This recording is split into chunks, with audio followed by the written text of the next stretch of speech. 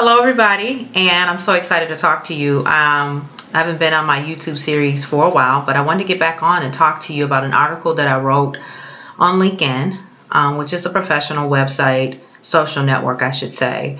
How to build reach teach my students. I've been focusing on this theme for the last year as I've tried to build this concept of how do we do that? How do you build reach your students? So I'm going to put the link on at the bottom of the web page so you can go in depth and really read the article that I wrote. But I do want to talk a tiny bit our time together about what that will look like. In the article I talk about how we're in great competition for against the internet and technology as it relates to capturing the attention of our students. Many times our students are so distracted and so far removed from the education learning process that we get overwhelmed as educators to reach them.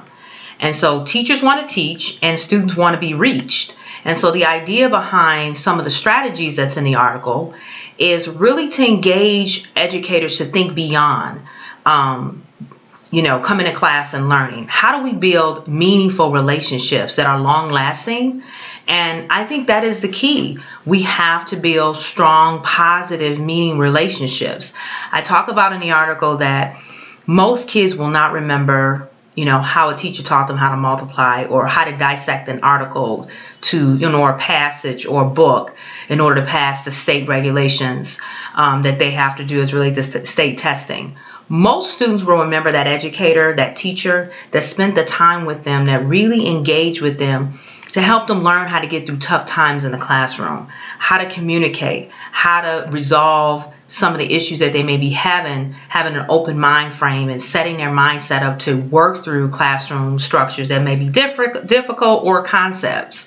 And so that's what kids are going to remember. And for me, technology, internet, is taking over our generations. However, that cannot be replaced. Only a teacher, an educator of great intention can do that. So as you look in the article, I'm just going to mention one strategy again. There's three, but one of the strategies that I'm going to look down here in my notes real quick is this whole idea, which I really love, is embracing the challenges of your students. An opportunity for growth in a crisis is amazing. When you're in a crisis, you have the opportunity to grow, you and your students. So you can take those moments that are difficult with your students and change them into a positive outcome. But it really depends on how you as an educator and your paradigm, how you're going to come towards that student, how you're going to really, address it. So this whole idea, which, James Clear is phenomenal. He talks a lot about beliefs and our actions and our thought process and our habits. But one of the things that I, would advocate in one of the strategies every day as an educator, ask yourself, why am I here? And what do I believe about my students? And you could ask similar questions to your students, of course. But I think reflection is a meaningful and a very powerful tool, because not only does it get you focused, it says, I want to read this. It says, what I think and believe is what I'll become. And if teachers want to educate kids to become more conscious of education, then they need to teach them how to believe in the learning process. Because a lot of times kids have, like I said in my article, 10 seconds, they can just go online and Google everything. So they're like, why are we learning this? What is the point?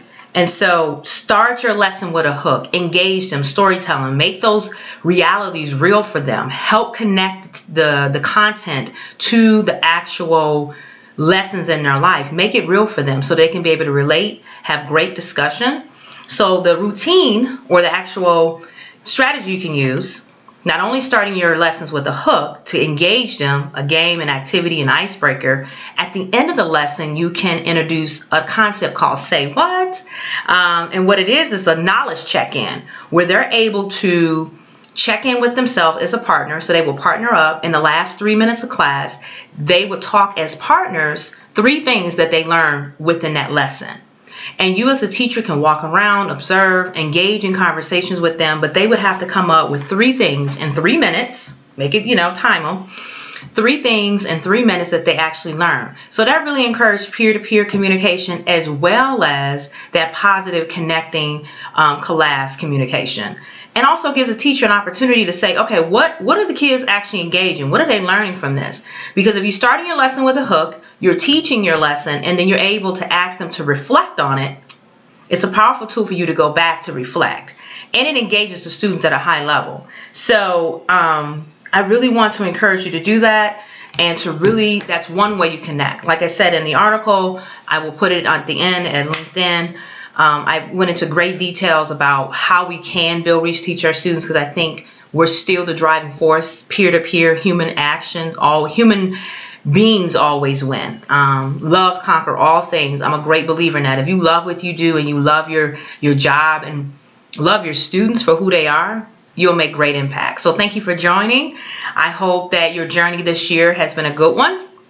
I'm looking forward to doing more YouTube videos. Check out that article, and I hope to hear from you soon. I welcome all feedback.